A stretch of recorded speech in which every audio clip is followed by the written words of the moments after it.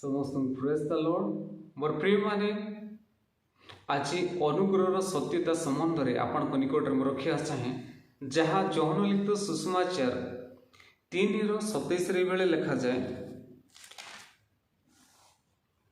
जौन उत्तर देले स्वर्गर प्रदत्त नहेले मनुष्य किछि प्राप्त हो पारे नाही।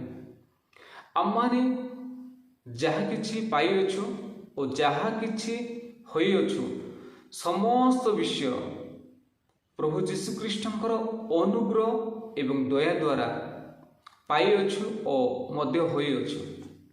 आमे जीशुख्रीष्ट को विश्वास करने द्वारा परमेश्वर को पुत्र बोली से आम मान को ग्रहण कले तो द्वारा माने ग्रहण योग्य हो पारिछु।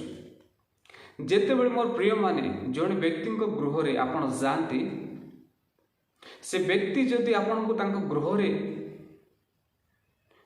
प्रवेश करने को सुजोग दियंती नहीं हेले आपण तांकर गृह रे प्रवेश करि परिबे कि प्रवेश करि परिबे नाही।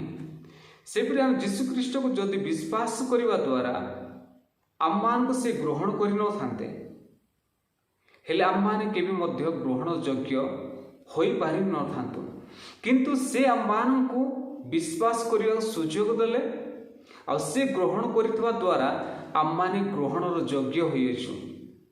अनुग्रहर सत्यता आम माने जानिबा आवश्यक अछि। निजर क्रियाकर्म द्वारा आमे अनेक थर धार्मिक होइबाकू चेष्टा करिथाउ किंतु मोर प्रिय माने विषय को जानिबा आवश्यक अछि। परमेश्वरकर पुत्र प्रभु जीशुख्रीष्ट से धार्मिक थिले तेणुकरी आम माने तांकठारे विश्वास करिबा द्वारा आमे धार्मिक बोली गणित होउछु। निजर क्रियाकर्म द्वारा नुह किंतु तांकरी अनुग्रह द्वारा आम माने विश्वास करिबा द्वारा धार्मिकतार परिचय पाउछु आ गणित होउछु।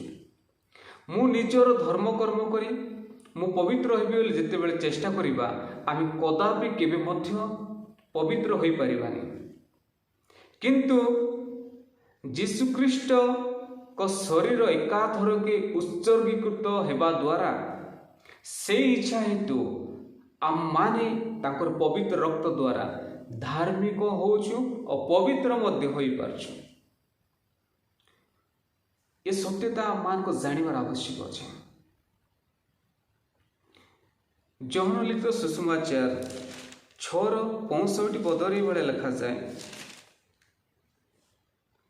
आउ से कहिले ए हेतु मु तुममानंकु कहि अछि पितांक ठारू अनुग्रह दत्त नहेले केही मो निकट को आसी पारे नाही। आमे जीशुख्रीष्ट को विश्वास कलो कारण विश्वास करिया पछरे पिता परमेश्वर हाथ अछि। आ पिता परमेश्वर जदि हमको चाहि न थांते हेले आमे तांको जानि न थांतो जीशुଙ୍କର सत्यता को आ जीशुख्रीष्ट को आमे ग्रहण करिबा को सुजोग मते पाइ न थांतो। तेणुकर वाक्यर स्पष्ट रूप से प्रकाश करा जाए पितांको ठारू अनुग्रह दत्त नहेले केही मध्य जीशुख्रीष्ट को निकट को आसी पारि न थांते।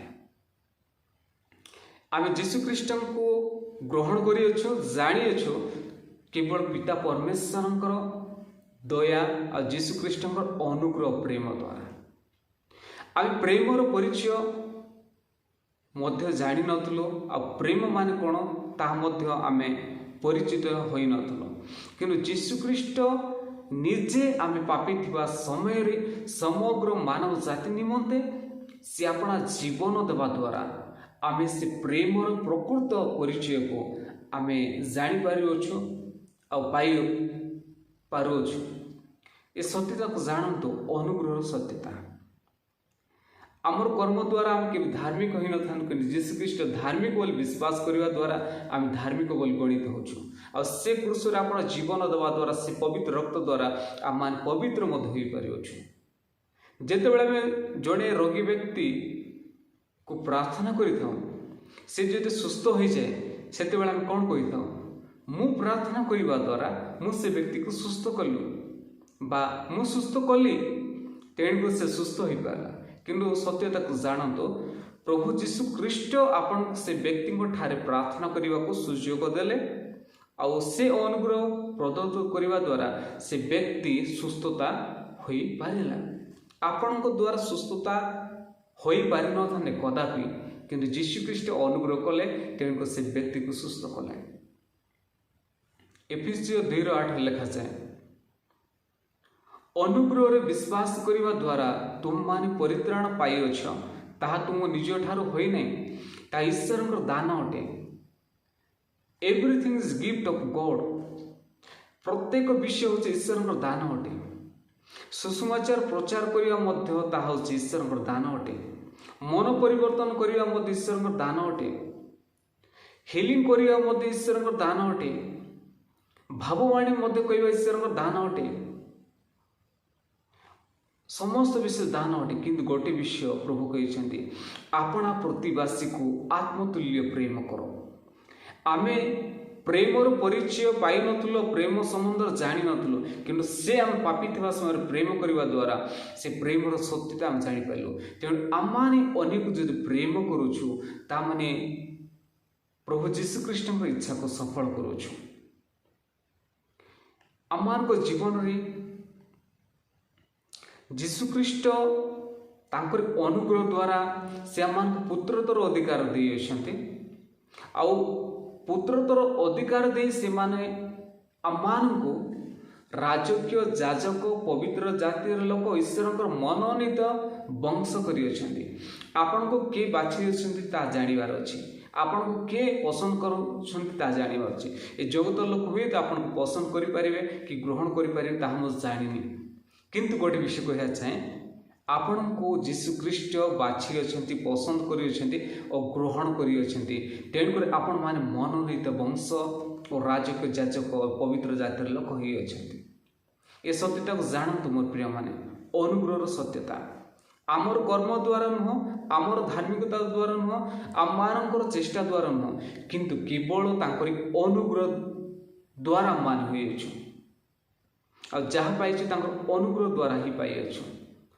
ଆଜିକାଲି କ'ଣ ହୁଏ, ଗୋଟେ ବ୍ୟକ୍ତି ବହୁତ ଧନ ସମ୍ପତ୍ତି ପାଇଯାଏ, ହେଲେ ସେ ନିଜର ପରିଶ୍ରମ, ନିଜର କର୍ମ ଉପରେ ନିର୍ଭର କରେ। ମୁଁ କର୍ମ ଆଉ ଚେଷ୍ଟା କରିବା ଦ୍ୱାରା ମୁଁ ପାଇଲି, କିନ୍ତୁ ଚେଷ୍ଟା କରିବା ପଛରେ ପ୍ରଭୁଙ୍କର ଇଚ୍ଛା ଥିଲା, ପ୍ରଭୁଙ୍କର ଯୋଜନା ଥିଲା। ତେଣୁ ଚେଷ୍ଟା କରିବାକୁ ସେ ସୁଯୋଗ ଦେଲେ, ଆଉ ସେ ଚେଷ୍ଟା କରିବା ଦ୍ୱାରା ଆପଣମାନେ ସଫଳତା ପାଇପାରିଲେ, ଅର୍ଥ ଉପାର୍ଜନ କରିପାରିଲେ, ସମସ୍ତ ବିଷୟ ପାଇପାରିଲେ। ତେଣୁକରି ମୋର ପ୍ରିୟମାନେ, ଆମେ ଯାହା ହୋଇଅଛୁ ତାଙ୍କରି ଅନୁଗ୍ରହ ଏବଂ ଦୟା ଆମକୁ କରିଅଛି। ଆମେ ସୁସମାଚାର ପ୍ରଚାର କରିବା ସୁଯୋଗ ପାଉଛୁ କେବଳ ତାଙ୍କର ଅନୁଗ୍ରହ, ଦୟା। ଆଉ ଏ ଅନୁଗ୍ରହର ସତ୍ୟତାକୁ ଜାଣନ୍ତୁ। ଏ ଅନୁଗ୍ରହର ସତ୍ୟତା ଯେତେବେଳେ ଜାଣିବେ, ଆପଣମାନେ ମୁକ୍ତ ହୋଇପାରିବେ। ପୁତ୍ର ଯାହାକୁ ମୁକ୍ତ କରିବେ, ସେ ପ୍ରକୃତ ରୂପେ ମୁକ୍ତ ହୋଇପାରିବ। ଯୀଶୁଖ୍ରୀଷ୍ଟ କାଲଭାରୀ କ୍ରୁଶରେ 2000 ବର୍ଷ ପୂର୍ବେ ଆପଣଙ୍କ ପାଇଁ, ମୋ ପାଇଁ ସମସ୍ତ ସୁସ୍ଥତାର କାର୍ଯ୍ୟ କରିଅଛନ୍ତି। କ୍ରୁଶର ସମସ୍ତ ବିଷୟକୁ ସମାପ୍ତ କରିଅଛନ୍ତି। ତେଣୁକରି ଆମମାନେ ସୁସ୍ଥତା ହେବା ନିମନ୍ତେ ବିଶେଷ ଭାବେ ପ୍ରାର୍ଥନା ନ କରି ଯୀଶୁଖ୍ରୀଷ୍ଟ ସୁସ୍ଥତାର କାର୍ଯ୍ୟ କରିଅଛନ୍ତି ବୋଲି ବିଶ୍ୱାସ କରି ଗ୍ରହଣ କଲେ ସୁସ୍ଥତା ଆପଣଙ୍କ ଜୀବନରେ ପ୍ରକାଶିତ ହୋଇପାରିବ। ଆପଣମାନେ ଜଗତର ଜ୍ୟୋତି, ଯେତେବେଳେ ସେ ଜ୍ୟୋତିର ପରିଚୟକୁ ଜାଣିବେ, ଆପଣମାନେ ଲାଇଟ୍ ବୋଲି ଜାଣିଲେ ହିଁ ଆପଣମାନଙ୍କ ଠାରେ ଆଲୋକ ପ୍ରକାଶ ହୋଇପାରିବ। ଆଉ ସତ୍ୟତା ଯେତେ ପର୍ଯ୍ୟନ୍ତ ଜାଣିବେନି, ଆପଣମାନେ ମୁଁ କିଏ ତାହା ମଧ୍ୟ ଲୋକଙ୍କ ଠାରେ ପ୍ରକାଶିତ ହୋଇପାରିବନି। ଜଣେ ବ୍ୟକ୍ତି ଜାଣିବ ମୋ ଗୋଡ଼ ସୁସ୍ଥ ହୋଇଯାଇଛି, ସେତେବେଳେ ସେ ଚାଲିବାକୁ ଆରମ୍ଭ କରିବ। ଜଣେ ବ୍ୟକ୍ତି ଜାଣିବ ମୋ ଠାରେ ଧନ ସମ୍ପତ୍ତି ଅଛି, ହେଲେ ସେ ସମସ୍ତ ବିଷୟକୁ କିଣିବାକୁ ସକ୍ଷମ ହୋଇପାରିବ। ସେପରି ଯୀଶୁଖ୍ରୀଷ୍ଟ ଆପଣମାନଙ୍କୁ ଆତ୍ମିକ ଆଶୀର୍ବାଦ ଦ୍ୱାରା ସ୍ୱର୍ଗରେ ଆଶୀର୍ବାଦ କରିଅଛନ୍ତି। ସେ ଦରିଦ୍ର ରୂପେ ଜନ୍ମଗ୍ରହଣ କଲେ, ଯେପରି ଆପଣମାନଙ୍କୁ ଧନବାନ କରିବା ନିମନ୍ତେ। ସେ ଈଶ୍ୱରଙ୍କ ରାଜ୍ୟର ମୁଁ ଗୋଟେ ଧନୀ ବ୍ୟକ୍ତି ବୋଲି ଭାବନ୍ତୁ। ଆପଣଙ୍କ ଠାରେ ପ୍ରଚୁରତା ଅଛି, ଖ୍ରୀଷ୍ଟଙ୍କର ପ୍ରଚୁରତା ଅଛି, ତାଙ୍କର ଧାର୍ମିକତା ଅଛି, ତାଙ୍କର ପବିତ୍ରତା ଅଛି, ତାଙ୍କର ସିଦ୍ଧତା ଅଛି। ସମସ୍ତ କେବଳ ତାଙ୍କର ଅନୁଗ୍ରହ ଏବଂ ଦୟା ଦ୍ୱାରା ହେଇଛି ମୋର ପ୍ରିୟମାନେ। ଆଉ ଏ ବାକ୍ୟ ଦ୍ୱାରା ଆପଣମାନେ ଯେତେବେଳେ ସତ୍ୟତାକୁ ଜାଣିବେ, ଅନୁଗ୍ରହର ସତ୍ୟତା, ଆପଣମାନେ ମୁକ୍ତ ହୋଇପାରିବେ। ଆଉ ଯୀଶୁ ଖ୍ରୀଷ୍ଟ କେବଳ ତାଙ୍କରି ଅନୁଗ୍ରହ ଦୟା ଦ୍ୱାରା ଆପଣଙ୍କ ଜୀବନ ସମସ୍ତ ମଙ୍ଗଳ ବିଷୟ କରିଅଛନ୍ତି। ଆଉ ତାହା ମଧ୍ୟ କରିବେ आम यीशु को विश्वास करने द्वारा मृत्यु को अतिक्रम करी कोड़ी जीवन मध्य प्रवेश करने सुजोग पाइछु। हालेलुया। ए सत्यता को जानतु, ग्रहण करंतु। ए वाक्य द्वारा प्रभु आपण समस्त को प्रचुर मात्रा आशीर्वाद करंतु। Thank you. God bless you.